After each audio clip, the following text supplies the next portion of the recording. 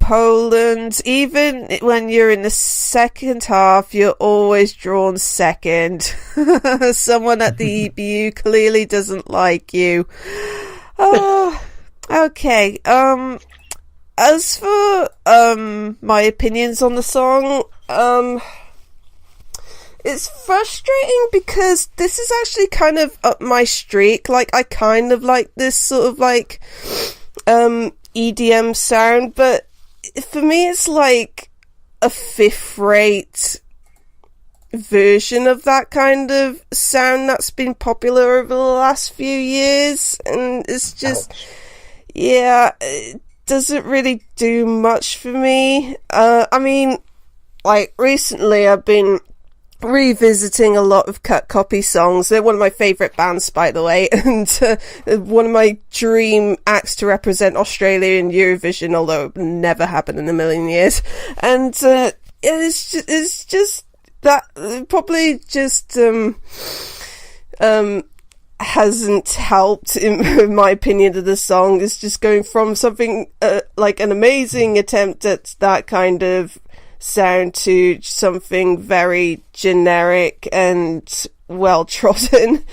And it's especially true in the live performance of this in the national final, at least. Maybe they'll up their game in Lisbon, but you know, it's just sort of like Jarvis last year proved that you can pull off this kind of song live, and it's just, for me, just like another example of a Eurovision entry attempting this kind of sound, and it just falls flat.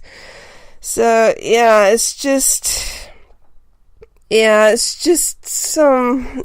bit of a disappointment for me. Who's next? I really loved this when it won the national final, and I still do like it a lot, although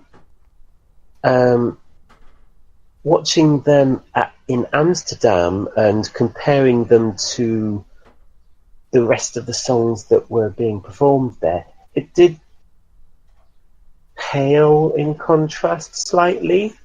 But that's not to say that they did a bad job. It's just that it's no longer standing out as a top candidate, I guess. But I still really like it. Yes, I know it's derivative from a lot of recent chart music, but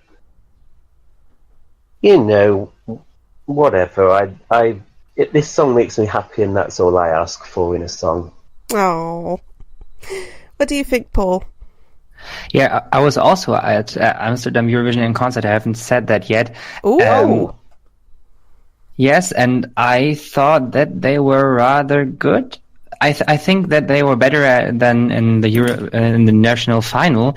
His voice was clearly better than in the national final, and for me, they managed to get the crowd partying to this song. I know that's not that difficult at Eurovision concert, but I think it was okay.